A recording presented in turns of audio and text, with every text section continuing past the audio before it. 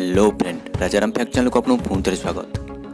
Friend मु आज आपको एमती किसी इनफर्मेशन संबंधी वीडियो देवाक चाहिए जहाँ आपंपाई मोस्ट इंपोर्टाट रही। फ्रेंड जदि आप जीवन में केवे हारी जाइए तेरे बिल्कुल ही ओरिड हूँ ना, कारण समय आप धैर्यर अपेक्षार फल आपको निश्चय मिल आपको निश्चय सफलता आनीदेव, कारण समय ठूँ बड़ और धैर्यर सह अपेक्षा ठार मधुरता दुनिया रे किसी भी नहीं। सो फ्रेंड आज मुझे आपको एमती गोटे छोट कहानी विषय कहवाक चाहिए जहाँ को आप देखी सारे पर आप भिडियोटी को आपन सह रिलेट करें। सो फ्रेंड डेरी नक चलतु भिडियोटी को स्टार्ट करवा। गोटे गाँव में गोटे छोट पिलाटे थिला। तांको बापा जड़े कृषक एटी थे।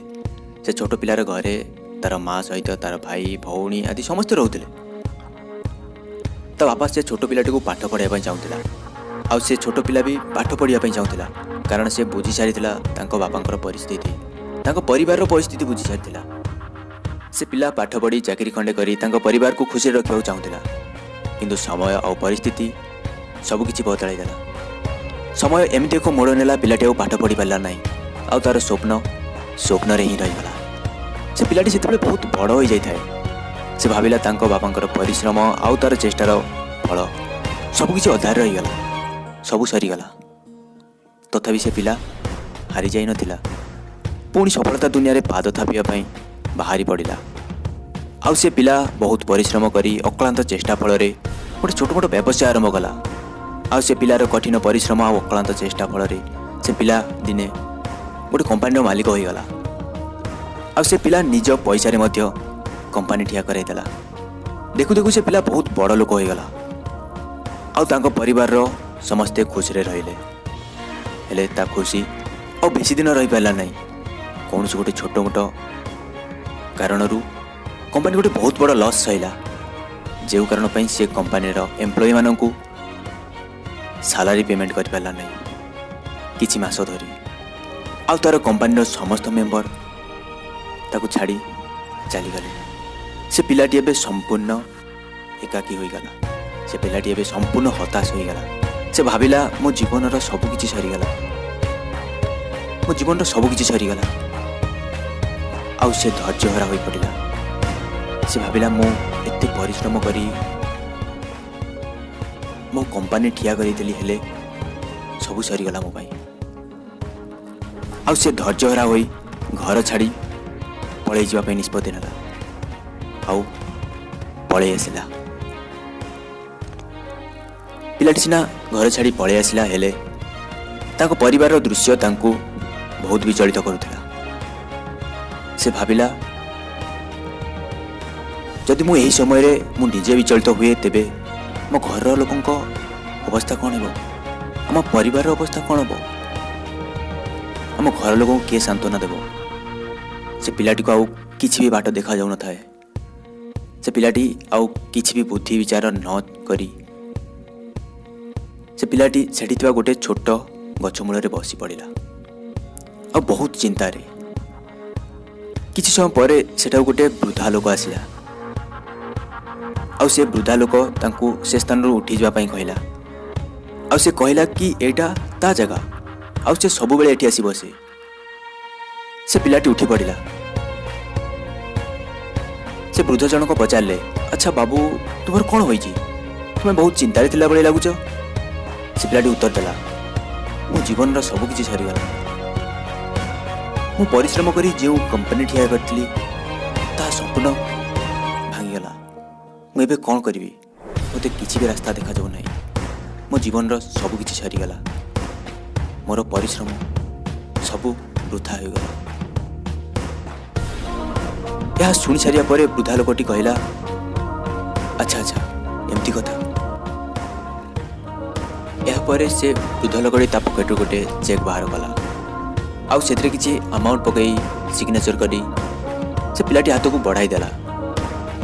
यह परे से वृद्धा लोकटी सेठू चलीगला।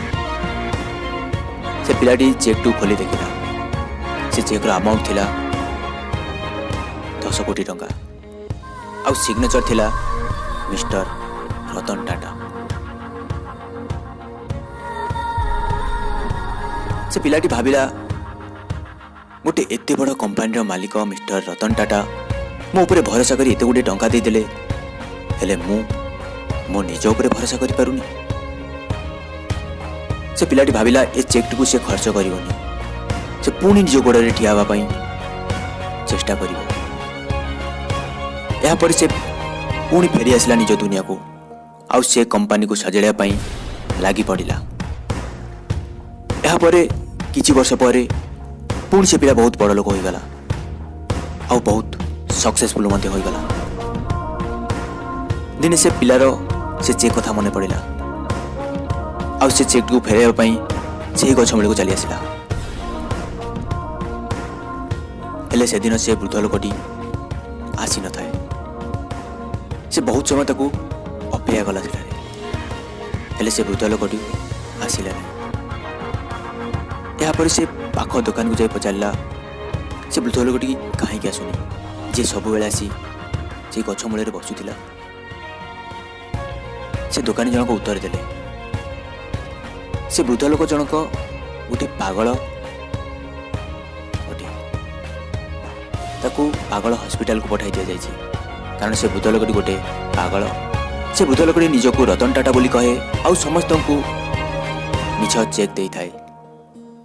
ତେଣୁ କିଛି ଲୋକ ତାକୁ ପାଗଳ ହସ୍ପିଟାଲକୁ ପଠାଇ ଦେଇଛନ୍ତି। ଏହାପରେ ସେ ପିଲା ସେଠୁ ଫେରି ଆସିଲା, ଆଉ ସେ ମନେ ମନେ ହସିବାକୁ ଲାଗିଲା, ଆଉ ସେ ବୃଦ୍ଧ ଲୋକଟିକୁ ଧନ୍ୟବାଦ ଦେଇ କହିଲା, କାରଣ ମୋ ଭରସାକୁ ମୋ ସହିତ ମିଶାଇଥିବାରୁ। ସୋ ଫ୍ରେଣ୍ଡ, ଏହି ଭିଡ଼ିଓରୁ ଆପଣ କ'ଣ ଜାଣିପାରିଲେ?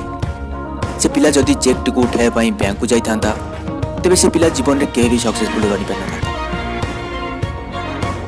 ସେ ପିଲା ପାଖରେ ସବୁକିଛି ଥିଲା, କିନ୍ତୁ ଧୈର୍ଯ୍ୟ ନଥିଲା। ଆଉ ଫ୍ରେଣ୍ଡ, ଆମ ପାଖରେ ସବୁକିଛି ଅଛି, କିନ୍ତୁ ଧୈର୍ଯ୍ୟ ଆଉ ସମୟ ବିନା ଆମେ କିଛି ବି କରିପାରିବା ନାହିଁ।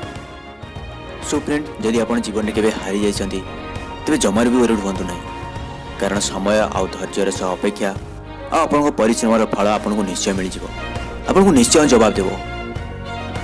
ସୋ ଫ୍ରେଣ୍ଡ, ଯଦି ଆପଣଙ୍କୁ ଭିଡ଼ିଓଟି ପସନ୍ଦ ଆସିଥାଏ, ତେବେ ଭିଡ଼ିଓଟି ଗୋଟେ ଲାଇକ୍ କରିଦିଅନ୍ତୁ, ଆଉ ଆପଣଙ୍କ ସାଙ୍ଗମାନଙ୍କ ନିକଟକୁ ସେୟାର ମାଧ୍ୟମରେ ଜଣାଇବାକୁ ଜମାରୁ ଭୁଲିବେନି। ଆଉ ଫ୍ରେଣ୍ଡ, ଏହିପରି ଇଣ୍ଟରେଷ୍ଟିଂ ଭିଡ଼ିଓ ଦେଖିବା ପାଇଁ ସବସ୍କ୍ରାଇବ୍ ବଟନ୍ ଉପରେ କ୍ଲିକ୍ କରି ଚ୍ୟାନେଲରେ ଯୋଡ଼ି ହୋଇ ରହିଥାନ୍ତୁ, ପୁଣି ନୂଆ ଭିଡ଼ିଓ ଛାଡ଼ିବା ପର୍ଯ୍ୟନ୍ତ। Thank you for watching my video. Take care of your health and always be happy. Best of luck. ଜୟ ହିନ୍ଦ, ଜୟ ଭାରତ।